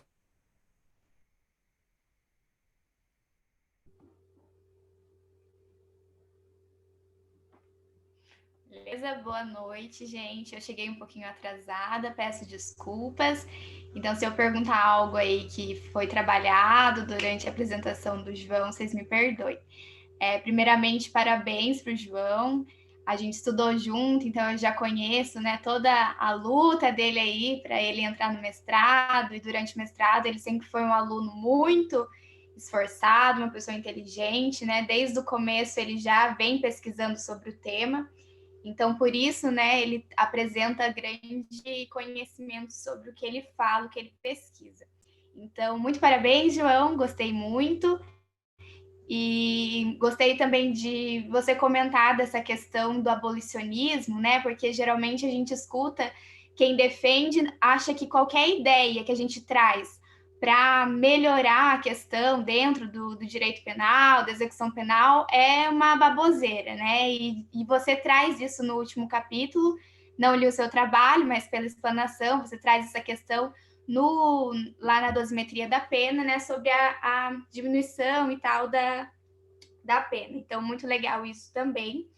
E a minha questão é se você chegou a ver, até trabalhando na advocacia criminal, como que faz essa abordagem para você chegar e fazer o pedido na dosimetria da pena, como que é essa formação de provas, se na audiência você já trabalhou com isso, ou se na jurisprudência você chegou a ver algum processo criminal e como que eles abordam isso para o advogado criminalista pedir isso no final, né, lá nas alegações finais. Como é formalizado isso, esse pedido, para reconhecer essa teoria, se você já chegou a ver algo nesse sentido.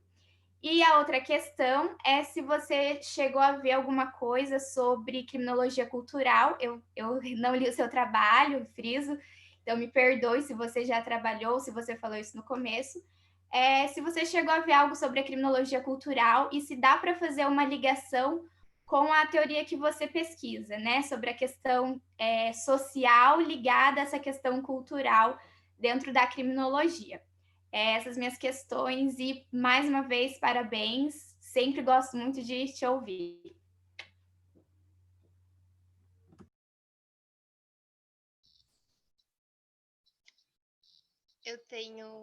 Eu falo agora, eu espero.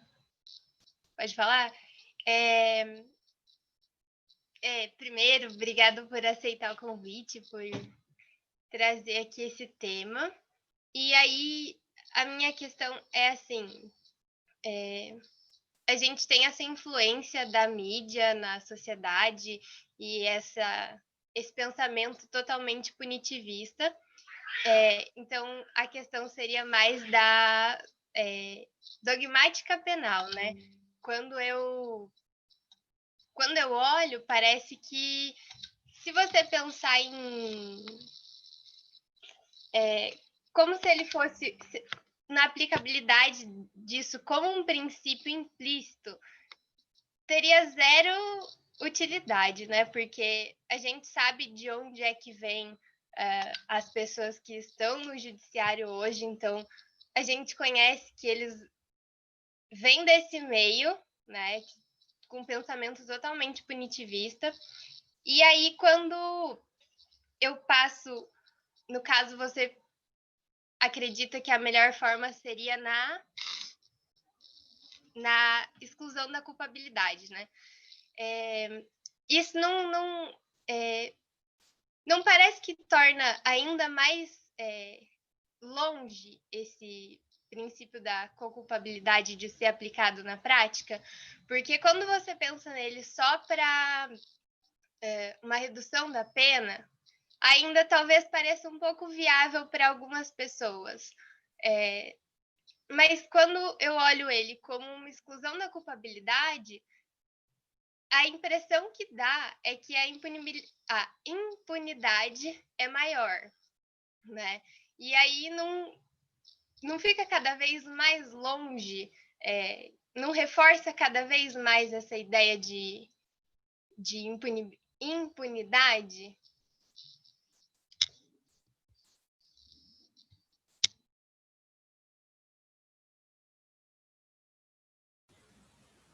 Mais alguém, gente? Posso responder? Amor, você não quer fazer nenhuma pergunta? Tá aqui do lado quietinho. Você vai fazer pergunta? Não, eu ia fazer. Pode fazer. Não.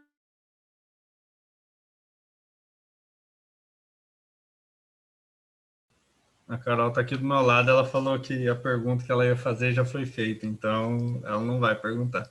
Qual que é a pergunta que eu ia fazer? Não, eu já tinha até anotado. Será que vai dar recorrer? Eu já tinha até anotado aqui, então, primeiro, mais uma vez, parabéns pelo trabalho. E era exatamente a questão que a Luma fez sobre a aplicação, como seria essa análise da vulnerabilidade. Eu tinha até escrito aqui que quando a gente parte de uma ideia, ou para uma ideia, ou de uma ideia mais abolicionista, ou mais crítica do direito penal, qualquer mecanismo ou ferramenta que elas são encaradas com um pouco de preocupação, até mesmo por conta das balizas que são feitas no judiciário, no sistema de justiça, que transformam esses mecanismos, que seriam mecanismos garantidores, em mecanismos que ele não tem efetividade ou eles são contrários. Então, seria mais ou menos essa a ideia de que se você no seu trabalho você viu como foi, já sei parcialmente a resposta, mas seria isso.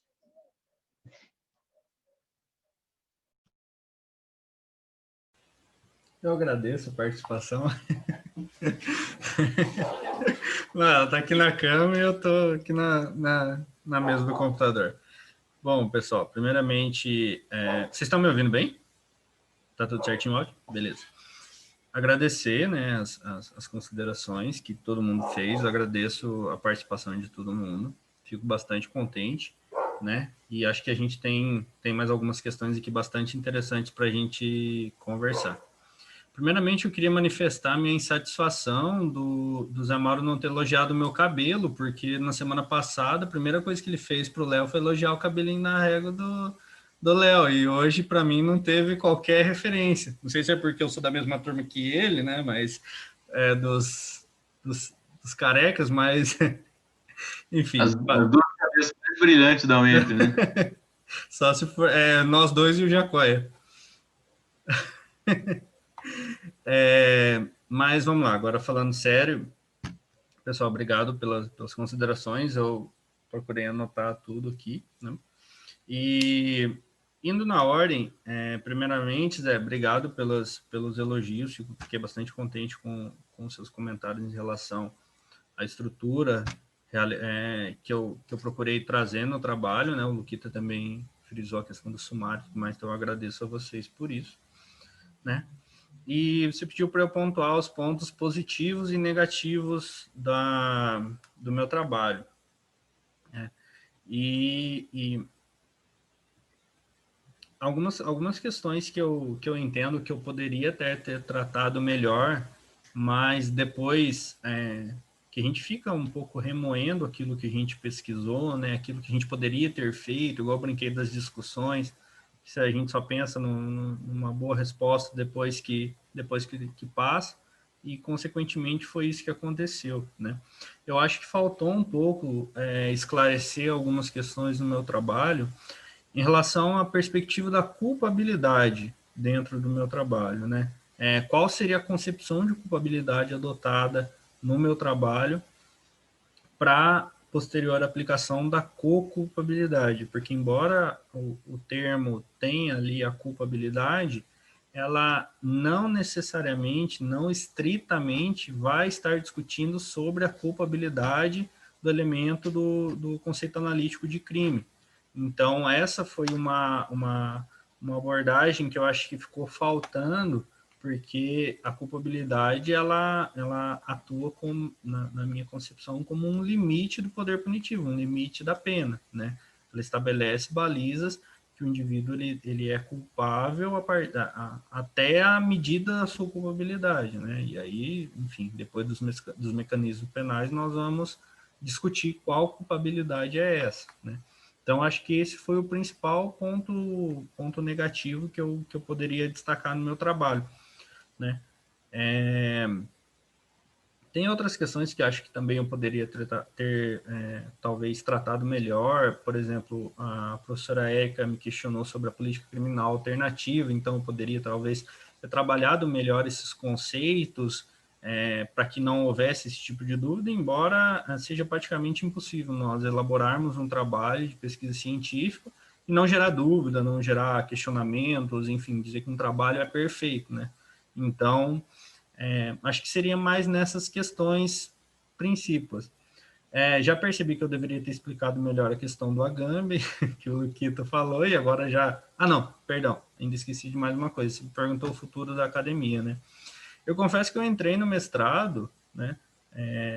Sou da turma do Luquita, e foi um pouco meio que um tiro no escuro, porque eu estava na graduação no último ano, em 2018, na apresentação do TCC, o Casimir Isaac falou, olha, João, o seu TCC está bastante interessante para você montar um projeto de pesquisa, para entrar no mestrado. A temática ainda não tem nenhuma dissertação na UEMP sobre o assunto, então talvez seria interessante. A linha de pesquisa de função política do direito vai bem ao encontro daquilo que você quer falar, então tenta lá. E eu tentei. Comprei os livros, comecei a ler e, enfim, acabou dando certo de passar. Então, foi um tiro no escuro, porém era algo que eu queria, só que eu não imaginava que ia acontecer tão rápido, né? Eu imaginava ali que eu ia ficar um ano e pouco me preparando, até porque, querendo ou não, a faculdade não te prepara para esse aspecto acadêmico de pesquisa, né? Não tem essa finalidade, né? Muitos cursos, em muitas questões, você é preparado para passar na OAB e boa, né? Aquilo mais que a gente procura, através do mestrado, do doutorado, de grupo de pesquisa, é justamente esse algo a mais, né? Lógico, a gente acaba escrevendo artigo, escrevendo alguma coisa ou outra durante a graduação, porém é depois que a gente acaba ficando mais maduro para essas questões. Então, assim, o meu objetivo era terminar o mestrado e começar uma pós-graduação específica sobre aquilo que eu pesquiso, para eu poder me aprofundar mais, né? Porque, querendo ou não, o mestrado não aprofunda, lógico, em diversas questões, mas não em temáticas muito específicas. Vai muito de você, da sua pesquisa, da sua leitura, e eu já iniciei a pós-graduação, enfim, já tô fazendo, e eu pretendo fazer doutorado, né? No ano que vem eu já estou me preparando também para aprimorar uma segunda língua estrangeira, né? Eu já tenho inglês, mas então aprimorar para poder ter chance, pelo menos, de passar no processo seletivo, e aí iniciar o doutorado, se tudo correr bem, em 2022, né? Não vou tentar só na UEMP, vou tentar, por exemplo, na Federal do Paraná, eu acho também, então vou tentar outras possibilidades, se não em alguma der certo, lógico, a preferência é a UEMP por conta principalmente da proximidade, do contato com os professores, da amizade e tudo mais, acaba facilitando. Acho que é esse. O meu grande objetivo, se é que eu posso dizer assim, é dar aula, né? Eu entrei no mestrado, eu tenho interesse em dar aula, né? Então, durante o mestrado, eu dei aula para o primeiro ano da graduação e foi uma experiência, assim, que reforçou essa ideia, reforçou esse desejo, né? Não foi uma desilusão que mudasse a minha cabeça, pelo contrário.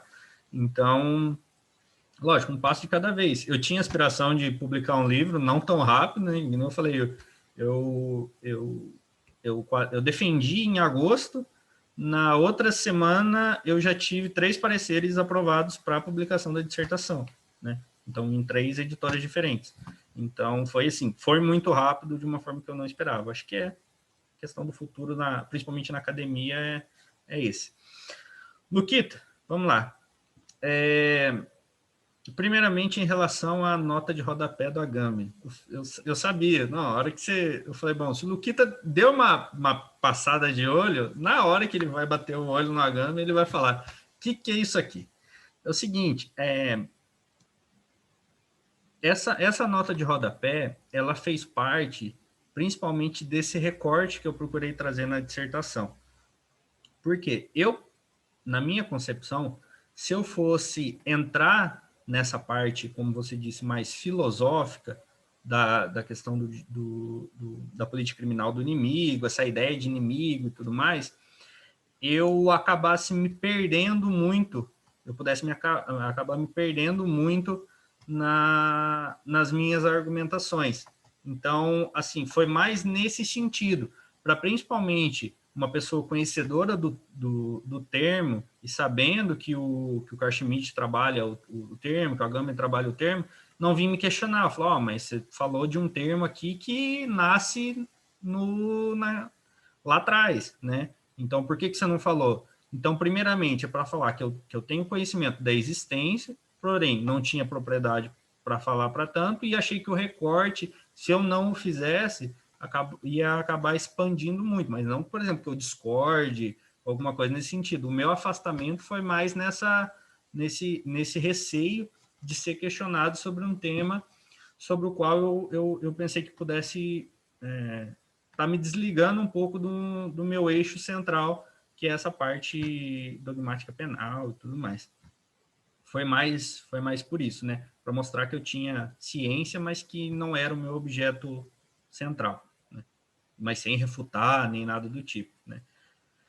E a questão dos 3 capítulos é aquilo, uma leitura de uma pessoa de fora acaba te trazendo perspectivas totalmente novas. Eu não tinha parado para pensar nessa harmonia, se a gente pode dizer assim, nesse liame que existe entre cada capítulo com cada figura que vai estar presente na verificação da culpabilidade, né? Porque eu escrevi mais no sentido de uma proposta de abordar as 3 ciências criminais, aliás, os 3 elementos que compõem as ciências criminais, mas sem pensar nessa perspectiva que cada um encaixava em uma figura. Então, assim, foi uma visão totalmente nova esse seu comentário. Então, bastante interessante, algo que eu poderia até ter tratado, mas confesso que sequer passou pela minha cabeça. Então, o mérito é todo seu dessa percepção. E, bom, acho que é isso. Acho que eu respondi. Espero que você esteja satisfeito com a resposta. E vamos lá para as perguntas da Luma. Luma, é o seguinte, a prova na advocacia... Primeiro, vamos lá. Na parte de experiência pessoal, né, tanto minha quanto da Carol na advocacia criminal, a gente ainda não se deparou com nenhuma hipótese de subsunção, assim, até mesmo de argumentação nos casos práticos que a gente acabou assumindo para invocar e tudo mais, argumentar nesse sentido. Essa questão de como fazer a prova, principalmente na advocacia criminal, é um problema que isso vai linkar com a pergunta da Khadija e da Carol, né? Que é essa questão de como comprovar que existe uma influência social na prática do crime e isso é suficiente para reduzir o juízo de reprovação penal, a vulnerabilidade do indivíduo ter uma pena menor. Mas vamos por partes. Nesse processo que eu comentei, acho que você já estava vendo, em que foi do TJ do Rio Grande do Sul, foi uma percepção, primeiramente, do advogado de invocar essas questões no processo, em ir mais a fundo, né, do processo, perguntando para o réu e tudo mais, foi de uma sensibilidade e de uma visão mais crítica da magistrada, em perceber que esses aspectos que foram trazidos para a discussão jurídica, para o processo, eles eram sim relevantes e eles eram sim aplicáveis, e, consequentemente, a adoção, a concordância, justamente do desembargador que recebeu o processo para analisar em segunda instância, de compactuar também com essa ideia, de ser concordante com a ideia da culpabilidade. Então, acabou sendo uma série de fatores positivos para resultar nesse processo, né?